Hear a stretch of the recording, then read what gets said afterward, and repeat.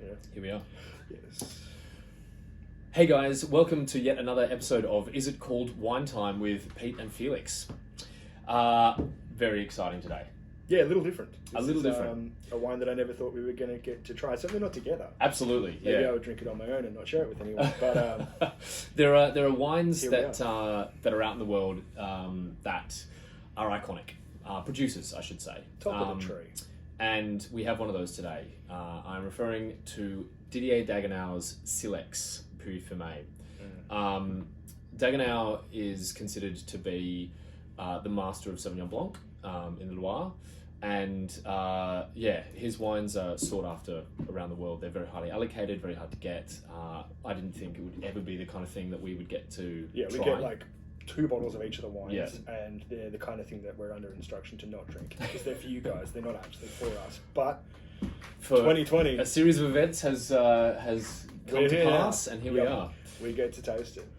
So, a little background on Dagueneau. Didier Dagueneau obviously was the founder of the domain, kind of untrained as an enologist, but experimental winemaking, low yields. He was using oak, all that sort of stuff. People at the time thought that he was absolutely insane, but his wines have just come to be these kind of iconic unicorn wines that have commanded prices unseen of in Sancerre and Pouilly-Fume.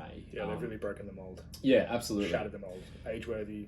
Yeah, These are wines that really do benefit from a lot of time. absolutely. In fact, the critic Max Allen said that Sauvignon Blanc shouldn't be aged, shouldn't be fermented in oak, and is not really versatile with food. But Dagueneau smashes all of those three pretty comprehensively. Yeah.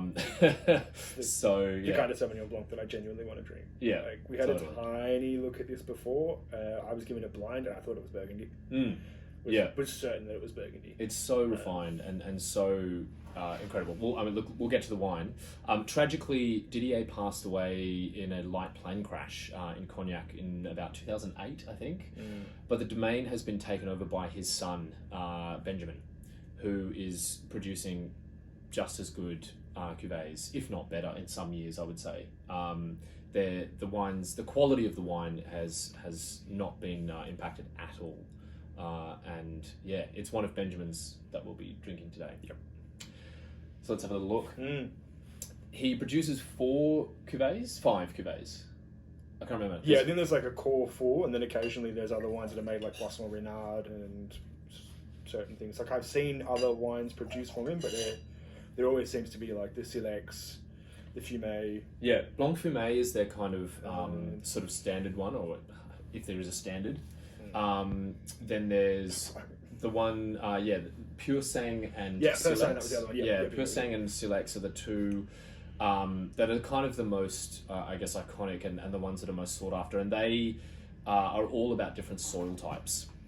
And then we've got the one Sancerre that he produces from the Montdame vineyard in Chavignon. And there is another one that I'm forgetting. He's got access to fruit in Jurançon as well, which he does a milieu or sweeter style called Le Jardin de Babylon. Yeah, Babylon. Yeah. But let's have a look. We're looking at the Silex today. So Silex is a type of stone, as you can see on the label there. It's a mineral laden type of stone. I think there's a high sort of flinty related to flint as well. Yeah, okay. So it's got that sort of quality. There's quite a lot of Silex soils found throughout Sancerre and Pouilly-Fume and the regions of the Loire, and it gives the wines an incredible minerality. So yeah, let's have a look at this. 2017. This is 2017. It smells incredible. I think the thing that really sticks out for me is the concentration of fruit, and when I say concentration, like Sauv Blanc, like let's compare it to Sauv Blanc that a lot of you might have had from, say, New Zealand. The overarching flavor profiles you get in those kind of wines tend to be sort of herbal, green pea. Yeah. Sometimes people call them grassy. There's pyrazine. Pyrazine characters that come through that they sort of over take the wine in a way. This has none of that. It's Yeah, pure and lightly tropical, but not in a kind of overt way. It's fruit and stone washed. Like, Yeah, there's a real minerality. it's to it. so mineral. It is that tropical thing, and then the minerality that made me think it was Burgundy, Yeah, right. because it was like, I guess, later picked Chardonnay when it starts to begin getting tropical.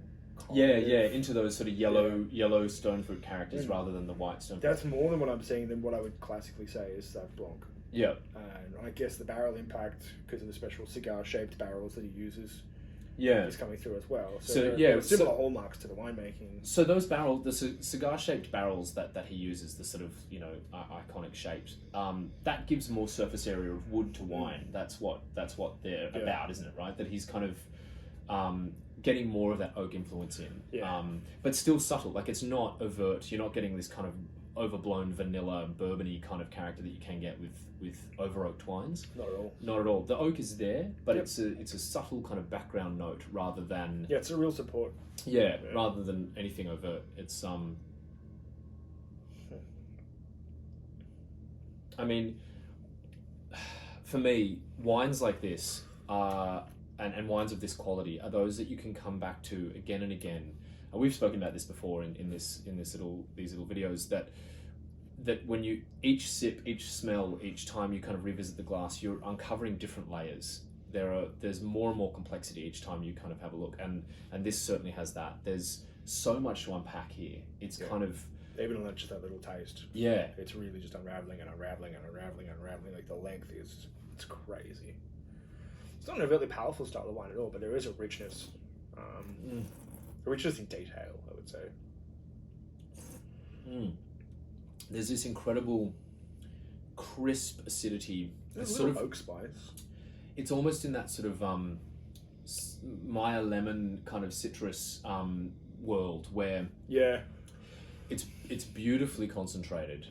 Those thicker skinned, more pith driven.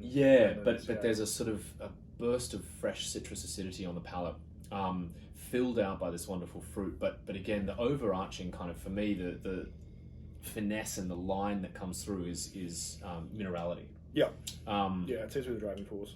And then the length. I mean, my God, like, I'm still tasting it like a minute after I've swallowed it. It's just ongoing. It's pretty crazy. I don't know what else to say. So we just end it here? Maybe we just need I think we've kind of quiet moment of we're going to finish these glasses. We're just going to stare at each other in silence and do that. Thank you for watching. Thank you. And look, they're not cheap. But nor should they be. Nor should they be. They're wines that I think are priced appropriately for what they are, and they're highly, highly sought after. Very, very difficult to come by. If you're a fan of French Sauv Blanc or the wines of Sancerre or the Loire in general, this is one of the pinnacles, I would say. This is the top of the tree. If it gets better than this, tell me. Tell me we haven't discovered it, and they, like what Max Allen was saying, they do age beautifully. They're designed to cellar. They work incredibly well with food, and they're fermented in oak. So take that, Sauvignon Blanc. Please take more of it. Look, these are special. These are special wines, and we've, as Pete mentioned, we only get a couple of bottles. So if you are interested in something like this, please don't hesitate. They are online. They're in store. So drop by and have a chat to us. We'll see what we can do. Yeah, please. But that's the Domaine Dagueneau. So there you go. Quite a special wine time, that one, I thought. Yeah. All right. Well, look, we'll be back same time, same place next week. I'd like to say hopefully with another icon wine like this. It probably won't be, but we'll see what we can do. Make a few calls, twist a few arms. I hope you can join us. I hope you've enjoyed this. And until then, we'll see you next time. Bye. See ya.